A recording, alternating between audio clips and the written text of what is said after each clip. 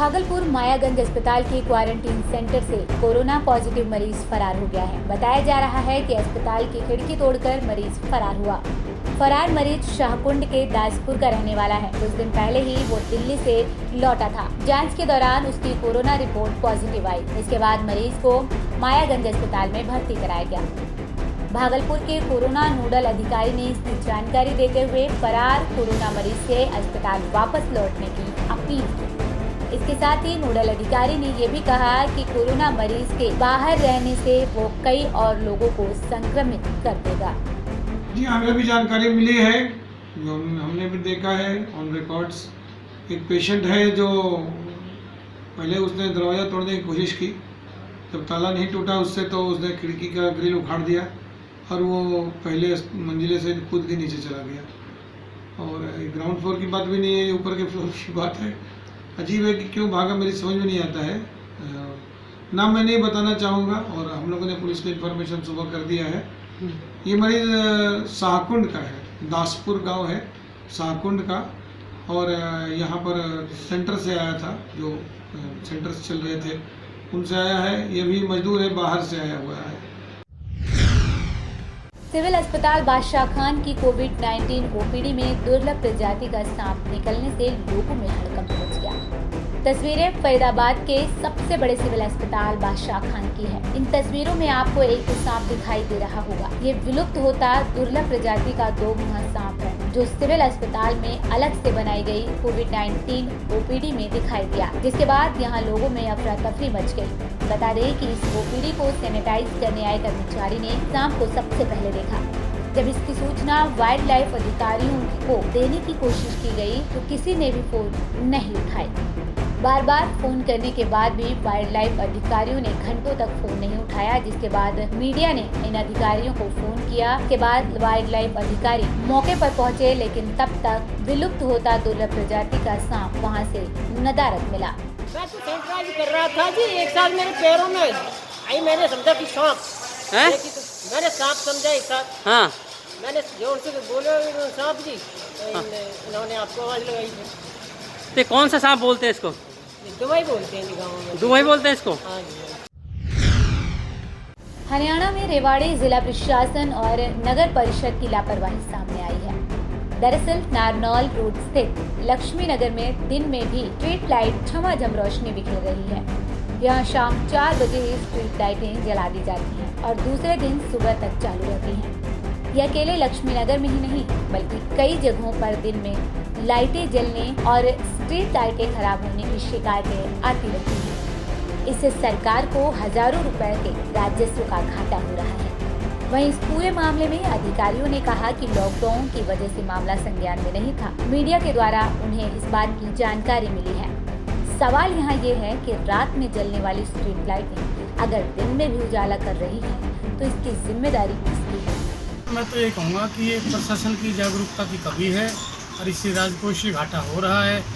जिन कर्मचारियों को इससे ड्यूटी को लगाया हुआ है, उनको अपना कर्तव्य करना चाहिए।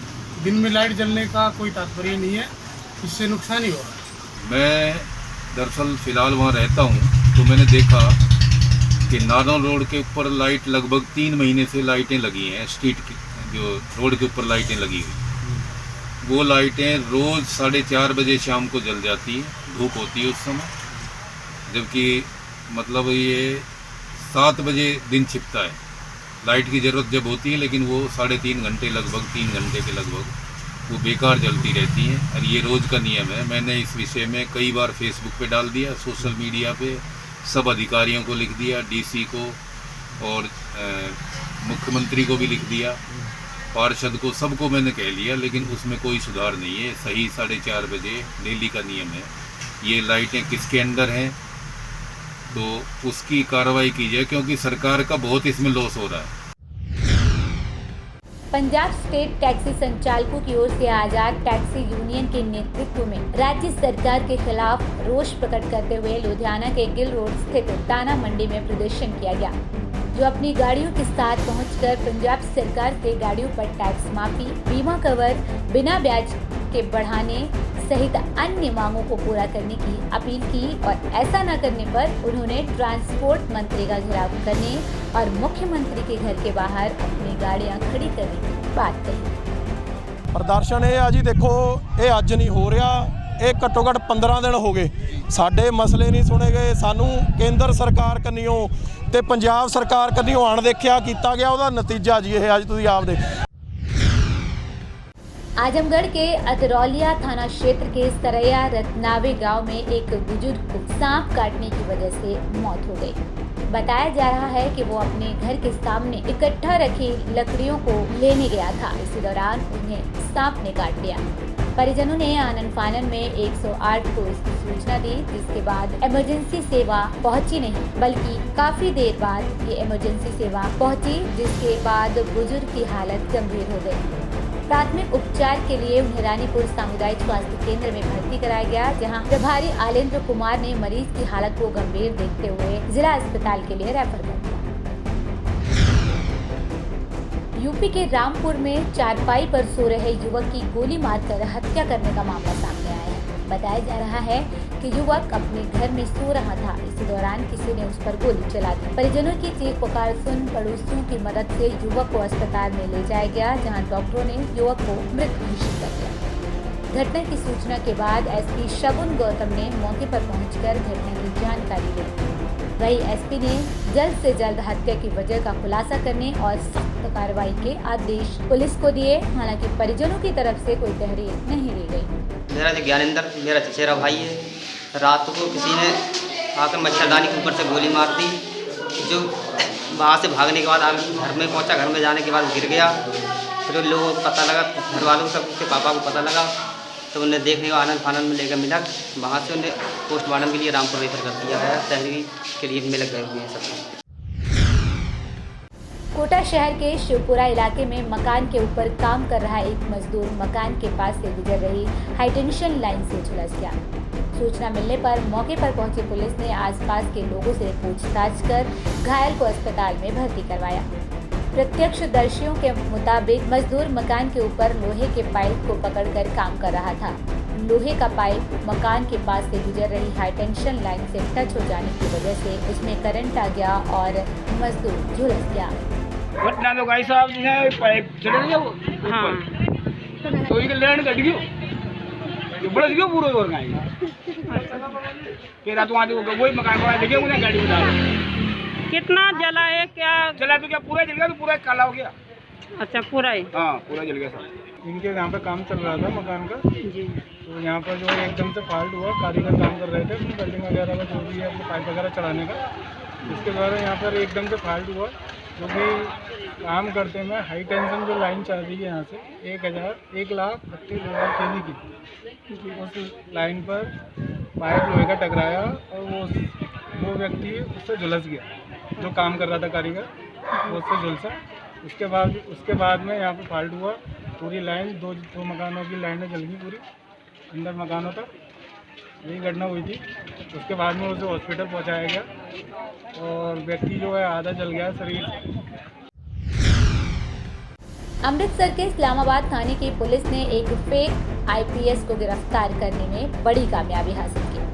युवक का नाम परवीन कुमार है, जो महाराष्ट्र का रहने वाला है और इस शातिर अपराधी पर पहले भी 20 मामले 420 के तहत दर्ज हैं। बता दें कि ये अपने आप को सीबीआई का एडीजीपी बताकर लोगों से ठगी करता था। इसके पास आधार कार्ड भी थे, वो भी अलग अलग जगह के बने हुए। पुलिस ने इसके पास से सीबीआई के एडीजीपी का नकली आई कार्ड भी बरामद किया। पुलिस के आला अधिकारियों के मुताबिक इस पर कहां-कहां मामले दर्ज हैं, इसकी जांच की जा रही है। स्टेशन एक व्यक्ति ਨੂੰ गिरफ्तार किया, जिसका नाम प्रदीप कुमार एलियस प्रवीण कुमार है, सबरवाल हैगा। ਇਹਦੇ खिलाफ पहला भी 420 ਦੇ ਜਿਹੜੇ 20 मुकदमे दर्ज है। भागलपुर के पुलिस जिला नवगछिया में नदी थाना क्षेत्र के बुलेरा बहियार में एसडीओपी प्रवीण भारती के नेतृत्व में नदी थाना क्षेत्र में छापेमारी अभियान चलाया गया, जिसमें खरीद थाना क्षेत्र का शातिर सिंटू यादव गिरोह के मौसम यादव सतन कुमार के पास से एक रेगुलर राइफल, एक देसी कट्टा, 12 जिंदा कारतूस के साथ गिरफ्तार कर लिया गया। वहीं छापेमारी के दौरान सिंटू यादव भागने में सफल रहा। वहीं पुलिस जिले के भवानीपुर ओपी क्षेत्र में गश्ती के दौरान एक देसी पिस्टल के साथ 4 जिंदा कारतूस को बरामद कर चुकी है। प्रेस कॉन्फ्रेंस कर एसपी निधि रानी ने इसकी जानकारी दी।